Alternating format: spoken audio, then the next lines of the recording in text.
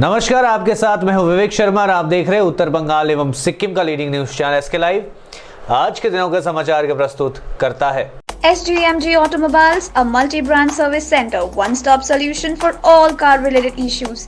यहाँ latest technology के साथ सभी ब्रांड की गाड़ियों की सर्विसिंग होती है। टीना का घर बनाने का टोटल समाधान, बाजार भाव से हमारे यहाँ किफायती दाम। International Furniture, unbeatable price. Visit a Royal Oak store today.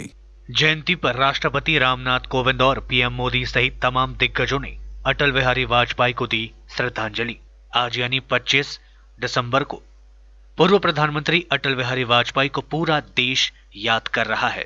आज देश भर में उनकी जयंती मनाई जा रही है। पूर्व प्रधानमंत्री और भारत रत्न अटल बिहारी वाजपेयी की आज जयंती के अवसर पर राष्ट्रपति रामनाथ कोविंद, पीएम नरेंद्र मोदी सहित तमाम दिग्गजों ने दिल्ली के सदैव अटल स्मारक पहुंचकर पूर्व पीएम वाजपेयी को श्रद्धांजलि दी। बता दें कि भारतीय जनता पार्टी देश के अनेक हिस्सों में इस कार्यक्रम को मना रही है।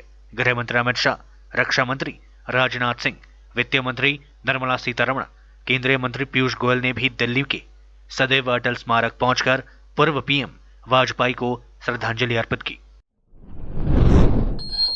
कोरोना गाइडलाइंस के साथ दुनिया भर में धूमधाम से मनाया जा रहा है क्रिसमस का त्योहार। दुनिया भर में आज कोरोना गाइडलाइंस के साथ क्रिसमस का त्योहार धूमधाम के साथ मनाया जा रहा है। भारत सहित विश्व के बाकी देश भी क्रिसमस की धूम है। ज्यादातर लोग क्रिसमस का पर्व घर पर रहकर मना रहे हैं। महामारी और कोरोना वायरस के नए स्ट्रेन के खौफ में हर साल की तरह क्रिसमस की रौनक बाजारों में देखने को नहीं मिली, लेकिन कोरोना काल में भी क्रिसमस को लेकर लोगों का उत्साह बना हुआ है। देश विदेश के कई चर्चों को क्रिसमस के मौके पर बंद रखा गया है, लेकिन लोग चर्च के बाहर बड़ी संख्या में आकर क्रिसमस का पर्व हर्ष और उल्लास के साथ मना रहे हैं। जयंती पर याद किए गए पूर्व प्रधानमंत्री स्वर्गीय अटल बिहारी वाजपेयी। भाजपा की ओर से विभिन्न सामाजिक कार्यक्रमों का आयोजन देश भर के साथ साथ पश्चिम बंगाल में भी देश के पूर्व प्रधानमंत्री भारत रत्न स्वर्गीय अटल बिहारी वाजपेयी की 57वीं जयंती पर विशेष कार्यक्रमों का आयोजन किया जा रहा है। राज्य के जलपाईगुड़ी जिले में भी आज पूर्व प्रधानमंत्री अटल बिहारी वाजपेयी की जयंती पर विशेष कार्यक्रम आयोजित किए गए। इस अवसर पर आज जलपाईगुड़ी के डीबीसी रोड स्थित भाजपा पार्टी कार्यालय में एक रंगारंग कार्यक्रम का आयोजन किया गया, जहां भाजपा नेता व कर्मियों ने पूर्व प्रधानमंत्री स्वर्गीय वाजपेयी को श्रद्धांजलि दी। भाजपा नेता दीपेन परमानिक, श्याम प्रसाद समेत अन्य वरिष्ठ नेताओं ने पूर्व प्रधानमंत्री को श्रद्धांजलि देकर उन्हें नमन किया। बताते चले 25 दिसंबर 1924 को पूर्व प्रधानमंत्री अटल बिहारी वाजपेयी का जन्म हुआ था। आज कार्यक्रम के दौरान भाजपा नेताओं ने स्वर्गीय अटल बिहारी वाजपेयी का देश के प्रति योगदान पर विस्तार से चर्चा करते हुए उनके सिद्धांतों पर चलने का ऐलान किया। भाजपा नेता दीपेन परमानिक ने कहा कि भारत रत्न अटल बिहारी वाजपेयी की जयंती के अवसर पर आज विभिन्न प्रकार के सामाजिक कार्यक्रमों का आयोजन किया गया है।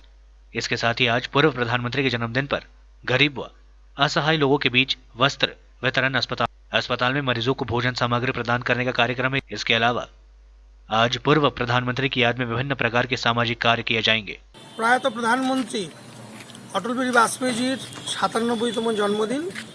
এই জন্মদিনে আমরা আজকে এই পার্টি অফিস চত্বরে আমরা তার 97তম জন্মদিন যথাযোগ্য মর্যাদার সঙ্গে পালন করলাম।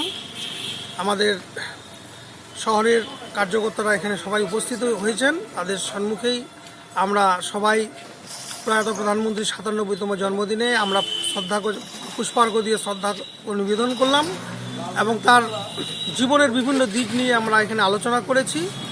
এবং আজকে সারাদিন আমরা সারা জেলা জুড়ে কার্যকলাপ আছে, সারা পশ্চিমবঙ্গ জুড়েও পালিত হচ্ছে, সারা দেশ জুড়ে তো হচ্ছেই। এ নিয়ে নানা রকম সামাজিক কাজকর্ম আমরা রেখেছি। রোগীদের মধ্যে ফল বিতরণ, দুস্থদের মধ্যে বস্ত্র বিতরণ আমরা রেখেছি। আর সারাদিনই আমরা তার বিভিন্ন জায়গায় সভা সমিতিও আছে, তার রাজনৈতিক জীবনের বিভিন্ন দিক, কর্মময় জীবনের বিভিন্ন দিক, প্রধানমন্ত্রী থাকবার সময় তার বিভিন্ন যে জনমুখী প্রকল্প, আর সেই সমস্ত বিষয় নিয়ে আমরা সারাদিন ধরে আলোচনা করব। আর বিশেষ করে আরও একজন বিশিষ্ট শিক্ষাবিদ পণ্ডিত মদনমোহন মালব্যের আজকে জন্মদিন। তিনিও ভারতরত্ন ছিলেন, অটলজিও ভারতরত্ন পেয়েছিলেন। ফলে দুইজন মনীষীর জীবন নিয়ে আমরা এখানে আলোচনা করেছি এবং সবাই সমবেত হয়ে সেই আলোচনা শুনেছেন, অংশগ্রহণ করেছেন। किसान आंदोलन के 1 महीने बाद भी नहीं निकला हल। आज 30वें दिन सरकार का नई चिट्ठी पर किसान करेंगे विचार। हरियाणा में 3 दिन तक टोल फ्री करेंगे।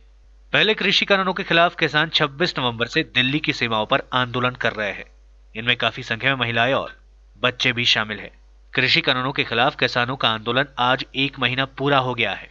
सरकार से बातचीत के न्योते की नई चिट्ठी पर किसान आज फैसला ले सकते हैं। सरकार की तरफ से गुरुवार को चिट्ठी लिखी गई थी। इसमें कहा गया कि किसान नेता बातचीत के लिए तारीख और समय तय कर बताए, लेकिन मांगे पूरी नहीं होते देख किसानों ने विरोध तेज कर दिया। हरियाणा में आज से 3 दिन तक टोल फ्री करेंगे। 8 दिनों में सरकार ने किसानों की तीसरी चिट्ठी लिखी है। इसमें लिखा गया है कि तीनों कृषि कानूनों का न्यूनतम समर्थन मूल्य पर कोई असर नहीं पड़ेगा। इस पर लिखित भरोसा देने को तैयार है, लेकिन इस बारे में कृषि कानूनों से अलग नई मांग रखना ठीक नहीं। देश में लगातार 5वें दिन 25,000 से कम केसेस आए सामने। 24 घंटे में 24,000 मरीज हुए ठीक। 336 मरीजों की गई जान। भारत में कोरोना महामारी की स्थिति में सुधार होता दिख रहा है। देश में लगातार 5वें दिन 25,000 से कम कोरोना मामले रिपोर्ट किए गए और लगातार 14वें दिन 30,000 से कम केसेस दर्ज किए गए। पिछले 24 घंटे में 23,067 नए संक्रमित मरीज आए। वहीं 336 लोग कोरोना वायरस से जिंदगी की जंग हार गए। अच्छी बात यह है कि बीते दिन 24,661 मरीज कोरोना वायरस से ठीक भी हुए। स्वास्थ्य मंत्रालय के ताजा आंकड़ों के अनुसार भारत में कोरोना वायरस के कुल मामले बढ़कर 1,01,46,000 हो गए हैं। इनमें से अब तक 1,47,092 लोगों की जान जा चुकी है। देश में एक्टिव केसेस की संख्या घटकर 2,81,000 पर आ गए। अब तक कुल 97,17,000 लोग कोरोना वायरस को मात देकर ठीक भी हो चुके हैं। भारतीय चिकित्सा अनुसंधान परिषद ICMR के मुताबिक 24 दिसंबर तक कोरोना वायरस के लिए कुल 16,63,00,000 कोरोना वायरस के सैंपल टेस्ट किए गए, जिनमें से 10 लाख सैंपल कल टेस्ट किए गए। देश में पॉजिटिविटी रेट 7% है। 33 राज्यों और केंद्र शासित प्रदेशों में कोरोना वायरस के 20,000 से कम सक्रिय मामले हैं। कोरोना वायरस के कुल सक्रिय मामलों में 40% मामले केरल और महाराष्ट्र से है।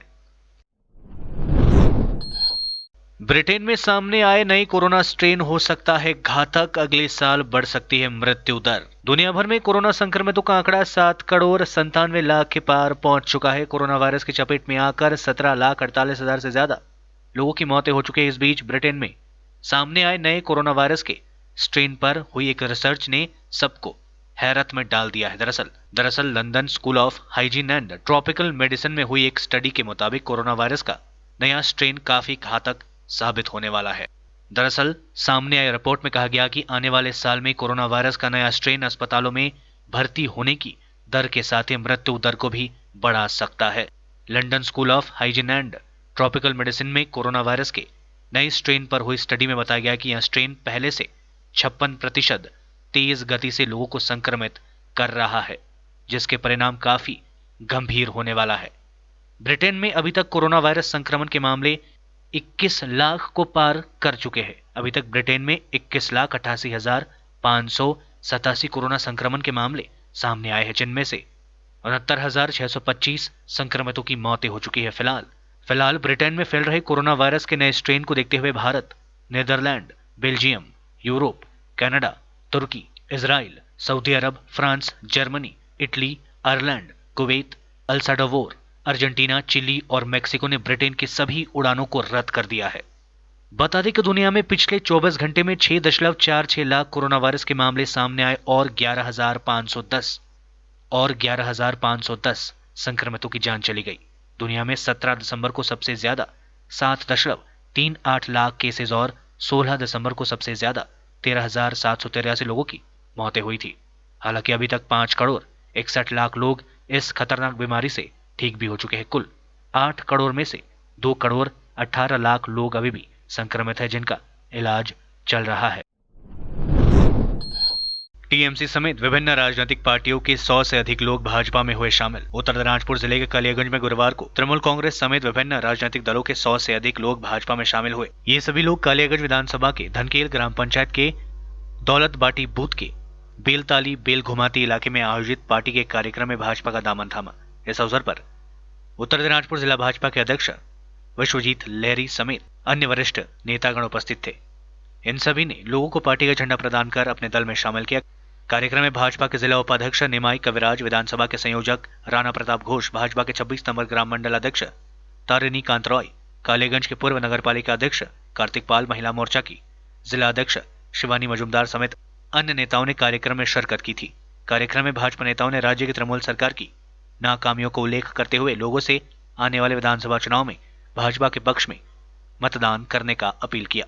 ব্যাপার হচ্ছে যে একমাত্র দল এখন পশ্চিমবাংলাতে ভারতীয় জনতা পার্টি আছে, আর লোক বুঝে গিয়েছে যে ভারতীয় জনতা পার্টি ছাড়া আমাদের মঙ্গল কেউ করতে পারবে না।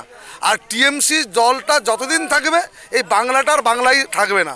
তাই বাংলাকে বাঁচানোর জন্য সমস্ত লোক বিজেপির উপর আস্থা আসছে, আর বিজেপির যে সুশাসন, নরেন্দ্র মোদী শাসন অন্যান্য রাজ্য দেখছে, তার জন্য দলে দলে লোক অন্য দল ছেড়ে বিজেপিতে যোগদান করছে। আজকে এখানেও সেই যোগদানটা করলেন 65টা পরিবার এখানে যোগদান করলেন দৌলত বাটি। दुनिया भर में 24 घंटे में 6.46 लाख नए कोरोना केसेस आए सामने। 11,000 से ज्यादा लोगों की हुई मौतें। अब तक कुल 8 करोड़ में से 5.61 करोड़ मरीज हो चुके हैं ठीक। दुनिया के कई देशों में वैक्सीन आ जाने के बावजूद कोरोना वायरस का खतरा बढ़ता ही जा रहा है। दुनिया के हर कोने से नए कोरोना मरीज सामने आ रहे हैं। पिछले 24 घंटे में 6.46 लाख नए मामले सामने आए और 11,510 संक्रमितों की जान चली गई। कोरोना वायरस का सबसे ज्यादा असर अमेरिका, भारत और ब्राजील में देखने को मिला है। बीते दिन दुनिया के सबसे ताकतवर देश अमेरिका में सबसे ज्यादा मौतें हुई है। इसके बाद मैक्सिको, ब्राजील, रूस, Britain, Germany, Italy, Poland, Bharat में सबसे ज्यादा मौतों के आंकड़े सामने आए। दुनिया में 17 दिसंबर को सबसे ज्यादा 7.38 लाख केसेस और 16 दिसंबर को सबसे ज्यादा 13,783 लोगों की मौतें हुई थी। वर्ल्डोमीटर वेबसाइट के मुताबिक दुनिया भर में कोरोना संक्रमितों का आंकड़ा 7 करोड़ 97 लाख के पार पहुंच चुका है। कोरोना वायरस की चपेट में आकर 17,48,000 से ज्यादा लोगों की मृत्यु हो चुकी है। हालांकि 5 करोड़ 61 लाख लोग इस खतरनाक बीमारी से ठीक भी हो चुके हैं। कुल 8 करोड़ में से 2 करोड़ 18 लाख लोग अभी भी संक्रमित है, उनका इलाज चल रहा है। लेते ही छोटा सा ब्रेक, फिर मिलेंगे ब्रेक के बाद। Yo, what's up, homes? It's your boy V10 in the house. एउटा मेसेज छ सबजनालाई, म आउँदैछु यही 31 डिसेम्बर मिरिक दार्जिलिङमा मिरिक टाउन ब्रदर्ससँग।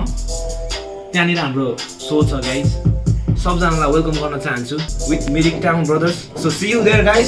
एकदम वार हान्नुपर्छ। December 31 new year eve 2021।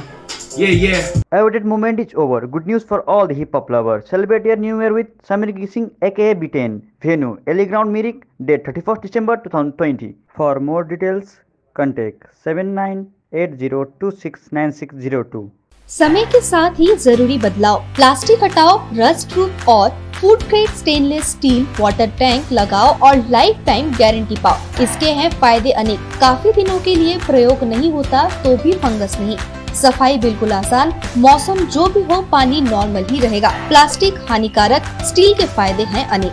Contact number 9832378631। टीना का घर बनाने का टोटल समाधान। बाजार भाव से हमारे यहाँ किफायती दाम। घर, दुकान, मकान, गोदाम बनाने के लिए टीना, प्रोफाइल सीट, रंगीन टीना, पाइप आदि सामान की नई दुकान टीना लगाने के लिए मिस्त्री भी हमारे यहाँ है उपलब्ध। महावीर स्टील, 3rd माइल, वेगा मॉल के सामने, चौधरी कंपाउंड। Contact number 9709970981। खुट्टा सुनिनु भएको छ। मलाई चाहिँ कोल्ड कफहरू थियो र मलाई यहाँको दबाईले सुट गरे। म एकदमै जाती हुँदैछ। तपाईको थाइरोइड कस्तो भयो? एकदमै राम्रो भयो। मेरो चाहिँ यो ब्याक पेन हुन्थ्यो पुरा, यो साइड पेन हुन्थ्यो कि यो ब्याकमा निकै सन्चो भएको थियो। अहिले चाहिँ धेरै सन्चो छ। खुट्टा घुँडाहरू, खुट्टा दुख्ने, हातहरू दुख्ने त्यो अहिले धेरै कम्ती भयो। तपाईलाई ब्याक पेनहरू सन्चो भयो अहिले? हाम्रो ठेगाना छ centre point building, 1st floor, HD Lama road, opposite to grand plaza shopping complex, Janata lodge, Darjeeling.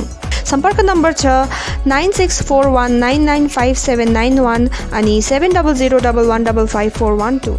SGMG Automobiles, a multi-brand service center, one-stop solution for all car-related issues.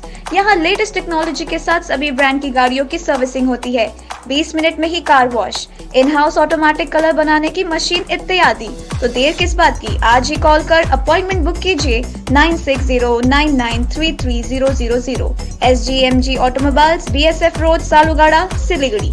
50 से 70% कम कीमतों पर लाजवाब डिजाइन, ब्रांडेड फर्नीचर, गारंटी सहित मजबूती का वादा। मौका है यही, बना लो इरादा। Bedroom set, sofa set, dining set, outdoor या ऑफिस फर्नीचर से लेकर मॉड्यूलर किचन उपलब्ध है। कम कीमत में बेहतरीन गुणवत्ता का पूरा भरोसा। Orchid building, opposite Vega circle, 2.5 mile, Sevoke road, Siliguri. International Furniture, unbeatable price. Visit a Royal Oak store today. के लिए SK लाइव ही बेस्ट ऑप्शन है। SK लाइव का इस क्षेत्र में 24 घंटा टेलीविजन, एंड्रॉइड ऐप और वेबसाइट पर प्रसारण होता है। सोशल मीडिया पर भी हम उपलब्ध हैं। हमारी व्यूवरशिप 9 लाख से अधिक है। सिक्किम, हैथवे और NXT डिजिटल पर, दार्जिलिंग और कालिम्पोंग में दोनों हैथवे और CCN सेटअप बॉक्स पर, क्लामपुर से लेके मैनागुड़ी हैथवे पर, सिटी केबल पर, सिलीगुड़ी और आसपास, नक्सलबाड़ी से पानी टंकी तक NXT डिजिटल में। तो सोचिए नहीं, कॉल करें 7908554308। ब्रेक के बाद आपका फिर से स्वागत है। बढ़ते हैं खबरों की तरफ। नगरपालिका चुनाव कराने की मांग में वाम मोर्चा ने बीडीओ को सौंपा ज्ञापन। जलपाईगुड़ी नगरपालिका चुनाव की तिथि घोषित किए जाने समेत विभिन्न मांगों को लेकर वामपंथी नेताओं ने जलपाईगुड़ी के महकुमा शासक को एक ज्ञापन सौंपा। ये वामपंथी नेता जलपाईगुड़ी नगरपालिका की वर्तमान जटिलताओं को दूर कर अविलंब चुनाव कराए जाने की मांग कर रहे थे। इसके साथ ये लोग जलपाईगुड़ी शहर की नागरिक परिसेवाओं के बदहाल होने का आरोप लगाते हुए इसमें तत्काल सुधार की मांग की। वाम मोर्चा के संयोजक सलील आचार्य ने बताया कि 7 महीने पहले नगरपालिका की अवधि समाप्त हो गई। इसके बावजूद नगरपालिका के चुनाव को लेकर राज्य सरकार की ओर से अब तक कोई पहल नहीं की गई है। उन्होंने कहा कि कोरोना काल में सभी प्रशासनिक काम जारी रहने के बावजूद इस बारे में सरकार उदासीन बन रही है। उन्होंने जल्द से जल्द नगरपालिका चुनाव कराए जाने की मांग करते हुए कहा कि जलपाईगुड़ी शहर में लंबे समय से नागरिक परिसेवा चरमरा गई है, जिससे लोगों को काफी समस्याओं का सामना करना पड़ रहा है। इसके साथ ही सेवानिवृत्त कर्मचारियों को नियमित रूप से पेंशन नहीं मिल रहा है, विकास कार्य ठप है। इस अवसर पर वाम मोर्चा के नेता गोविंद रॉय, प्रकाश राज, गोपाल भट्टाचार्य, कौशिक भट्टाचार्य समेत अन्य नेता मौजूद थे। বামপন্থী দলগুলো যৌথভাবে আমাদের একটা মঞ্চ আছে, আমাদের বৃহত্তর বাম ঐক্য। এর ভেতরে আমরা বামফ্রন্টের সমস্ত শরিকরা যেমন আছি, এর মধ্যে নকশালবাড়ি আন্দোলনের সাথে যারা যুক্ত ছিলেন তাদেরও বিভিন্ন রাজনৈতিক দলগুলো সবটাই আমরা এর মধ্যে এক জায়গায় হওয়ার চেষ্টা করছি। আমরা এই দলগুলোর বৈঠক করি, বৈঠক করে ঠিক করি আদালতের নির্দেশে কলকাতা কর্পোরেশনের নির্বাচন হবে। রাজ্যের সরকার নির্বাচনকে ভয় পাচ্ছে। পৌরসভার নির্বাচনের সময় অতিবাহিত হয়ে গেছে, কোথাও 12 মাস, কোথাও 18 মাস, কোথাও 7 মাস, কিন্তু তারা নির্বাচনের প্রক্রিয়া শুরু না করে বকলমে তারা শাসক দলের রাজ প্রতিষ্ঠা করেছেন এবং নাগরিক পরিষেবা একেবারে ছিন্ন ভিন্ন হয়ে গেছে। পানীয় জল থেকে শুরু করে রাস্তাঘাট, বস্তি উন্নয়ন, সমস্ত কিছুর ক্ষেত্রেই একটা অনিশ্চয়তা তৈরি হয়েছে, একটা বিশৃঙ্খলা তৈরি হয়েছে। আমরা জলপাইগুড়ি মহকুমা শাসকের কাছে, যেহেতু তিনি পৌরসভার ভারপ্রাপ্ত আধিকারিক, তিনি দেখভাল করেন আইনগত দিক থেকেই, সেই কারণে আমরা তার কাছে আজকে ডেপুটেশন দিয়েছি। আমাদের ডেপুটেশনের কপি আপনাদের দিয়ে দিচ্ছি। এই কপি দেখলে আপনারা বুঝে যাবেন যে বিষয়গুলো নিয়ে আমরা বামপন্থী দলগুলো এখানে ডেপুটেশনে আজকে মিলিত হয়েছিলাম, সেটা আপনারা জানতে পারবেন। করোনা মহামারীর জন্যে কখনো কখনো অছিলা তৈরি করে বলা হচ্ছে কর্পোরেশনের নির্বাচন করা যাবে না। ভারতবর্ষের বিভিন্ন রাজ্যে তো বিধানসভা নির্বাচন হয়ে যাচ্ছে। আমাদের রাজ্য, তারপর দক্ষিণ ভারতের একাধিক রাজ্য, এগুলোতে তো এই 21 সাল আসলে পরেই আবার নির্বাচন। তাহলে বিধানসভা নির্বাচন করা যাবে, লোকসভার নির্বাচন উপনির্বাচন করা যাবে, কিন্তু পৌর নির্বাচন করা যাবে না। তার মানে বোঝা যাচ্ছে যে রাজ্যের শাসক দল তারা নির্বাচনকে ভয় পাচ্ছে, তারা মানুষের থেকে বিচ্ছিন্ন, তারা মানুষের কাছে থাকতে চাইছেন না। पश्चिम बंगाल में गठबंधन के जरिए वजूद बचाने की कोशिश में जुटे कांग्रेस लेफ्ट मिलकर लड़ेंगे चुनाव। पश्चिम बंगाल विधानसभा चुनाव का भले ही औपचारिक ऐलान ना हुआ हो, लेकिन राजनीतिक दलों ने अपनी सक्रियता सूबे की सियासी तपिश को और बढ़ा दिया है। बंगाल की सत्ता पर 3 दशक तक कांग्रेस और करीब 3.5 दशक तक वामपंथी दलों का सियासी वर्चस्व कायम रहा, लेकिन प्रदेश के बदले सियासी हालात में दोनों पार्टियों के सामने अपने सियासी वजूद को बचाए रखने की चुनौती बनी हुई है। कांग्रेस साल 1977 के चुनाव में सत्ता से बाहर हुई तो आज तक वापसी नहीं कर सकी है, जबकि लेफ्ट पिछले 10 सालों से सत्ता का वनवास झेल रही है। ऐसे में बंगाल के सियासी रण में बीजेपी और टीएमसी के बीच सिमटते चुनाव को त्रिकोणीय बनाने के लिए कांग्रेस और लेफ्ट ने गठबंधन किया है। पश्चिम बंगाल कांग्रेस के अध्यक्ष और लोकसभा में संसदीय दल के नेता अधीर रंजन चौधरी ने गुरुवार को ऐलान किया कि कांग्रेस और वाम मोर्चा मिलकर पश्चिम बंगाल का चुनाव लड़ेंगे। चौधरी ने कहा कि कांग्रेस अध्यक्ष सोनिया गांधी ने गठबंधन को हरी झंडी दे दी है। पश्चिम बंगाल में 24 घंटे में सामने आए 1590 corona virus cases.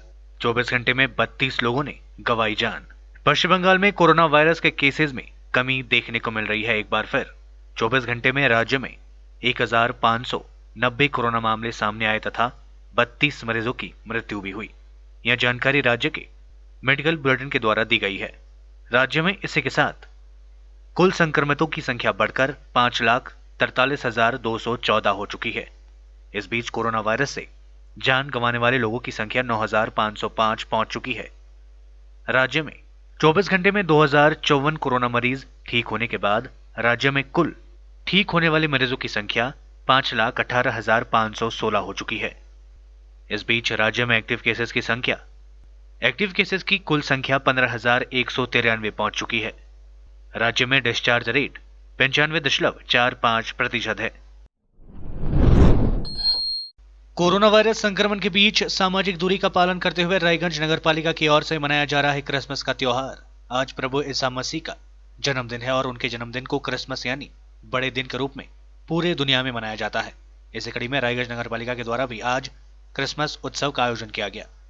Trinamool Congress संचालित रायगंज नगरपालिका कार्यालय के सामने आज कोरोना संक्रमण को ध्यान में रखते हुए सामाजिक दूरी का पालन करते हुए क्रिसमस त्योहार का आयोजन किया गया। इस अवसर पर रायगंज कैरेटिस के फादर, रायगंज नगरपालिका के चेयरमैन संदीप विश्वास, चेयरमैन इन काउंसिल साधन बर्मन, वशिष्ठ शिक्षक सुनील गोस्वामी, रायगंज विश्वविद्यालय के अध्यापक तपास पाल सहित नगरपालिकाओं के पार्षद और अन्य गणमान्य लोग उपस्थित थे। आज के बड़ोदिन प्रभु যীশু খ্রিস্টের जन्मदिन। এই জন্মদিন আমরা অত্যন্ত শ্রদ্ধাপূর্ণ উপায়ে আমরা রায়গঞ্জ পৌরসভা প্রতিবারের ন্যায় এবারও পালন করছি। তবে সরকারি বিধিনিষেধ, যেটা ফাদার বললেন, সরকারি বিধিনিষেধকে মান্যতা দিয়ে আমরা প্রভু যীশু খ্রিস্টের জন্মদিন আমরা পালন করছি। শ্রদ্ধা নিবেদন এবং কেক কেটে সমস্ত উপস্থিত পৌর কর্মচারীদেরকে কেক খাইয়ে এবং আমাদের কেক বিতরণের মধ্যে দিয়ে এবং আমাদের ক্যারিটাস, আমরা যে অন্যান্যবার রাস্তাকেও সাজিয়ে তুলি, এবার রাস্তা না সাজিয়ে শুধুমাত্র আমরা রায়গঞ্জ ক্যারিটাসকে আলোকোজ্জ্বল করবার চেষ্টা করেছি এবং ফাদার যে সহযোগিতা চেয়েছেন আমরা ফাদারকে সেই সহযোগিতার হাত বাড়িয়ে দিতে চেষ্টা করেছি। भाजपा महिला मोर्चा की सदस्यों ने दिया धरना। महिलाओं पर बढ़ रहे अत्याचार के खिलाफ विरोध प्रदर्शन जारी रहने का ऐलान। उत्तर दिनाजपुर जिले के कालियागंज में भाजपा महिला मोर्चा के सदस्यों ने महिलाओं पर बढ़ते अत्याचार के खिलाफ धरना दिया। कालियागंज शहर के सुकांत मोड़ में मंच बनाकर महिला मोर्चा की सदस्यों ने जिले में महिलाओं पर बढ़ रहे लगातार अत्याचार के खिलाफ विरोध प्रदर्शन किया। इस अवसर पर भाजपा महिला मोर्चा के अध्यक्ष शिवानी मजुमदार, डोला मोदक, पांपा देव, संघमित्रा रॉय चट्टोपाध्याय के साथ साथ भाजपा के जिला अध्यक्ष विश्वजीत लहरी, शहर मंडल के अध्यक्ष भवानी चरण सिंह, कार्तिक पाल समेत अन्य नेता उपस्थित थे। सभा के दौरान पश्चिम बंगाल में महिलाओं पर बढ़ रहे लगातार अत्याचार को लेकर महिला मोर्चा के सदस्यों ने राज्य सरकार पर जमकर हमला बोला। हाल ही में कालियागंज में नारी उत्पीड़न की कुछ घटनाओं का उल्लेख करते हुए सरकार से इस बारे में तत्काल कार्रवाई की मांग की गई। महिला मोर्चा के नेताओं ने कहा कि राज्य में महिला मुख्यमंत्री होने के बावजूद महिला सुरक्षित नहीं है। नेपाल में सत्ता की लड़ाई जारी। संसद भंग होने के बाद सुप्रीम कोर्ट पहुंचा नेपाल का राजनीतिक संघर्ष। नेपाल में राजनीतिक संकट गहरा गया है। एक तरफ प्रधानमंत्री केपी शर्मा ओली की संसद भंग करने की सिफारिश को राष्ट्रपति विद्या देवी भंडारी ने मंजूरी दे दी है। राष्ट्रपति ने 2 चरणों में 30 अप्रैल और 10 मई को चुनाव का भी ऐलान कर दिया है। वहीं दूसरी ओर ओली के विरोधी और उनकी ही पार्टी के नेता पुष्प कमल दाहाल प्रचंड समेत विपक्षी पार्टियां ओली के फैसले के खिलाफ है। ये लोग ओली के फैसले को असंवैधानिक बता रहे हैं। मामला कोर्ट तक पहुंच गया है। 5 जजों की संवैधानिक पीठ आज शुक्रवार को इस मामले में सुनवाई करेगी। भारत और चीन के बीच जल्द हो सकती है बातचीत। अगले दौर की सैन्य वार्ता के लिए दोनों देश हुए तैयार। भारत और चीन एक बार फिर से सैन्य वार्ता के लिए तैयार हो गए हैं। विदेश मंत्रालय ने गुरुवार को कहा कि पूर्वी लद्दाख में एलओसी से सैनिकों की जल्द और पूरी तरह वापसी के लिए भारत और चीन सैन्य स्तर की बातचीत करने पर राजी हो गए हैं। यह बातचीत जल्द हो सकती है। विदेश मंत्रालय के प्रवक्ता अनुराग श्रीवास्तव ने कहा कि कूटनीतिक और सैन्य वार्ताओं से दोनों देशों को इस मुद्दे पर एक दूसरे का पक्ष समझाने में मदद मिली है। आज के लिए बस इतना ही और विस्तृत खबरों के लिए देखते रहिए SK लाइव। आपका समय, आपकी खबर। धन्यवाद।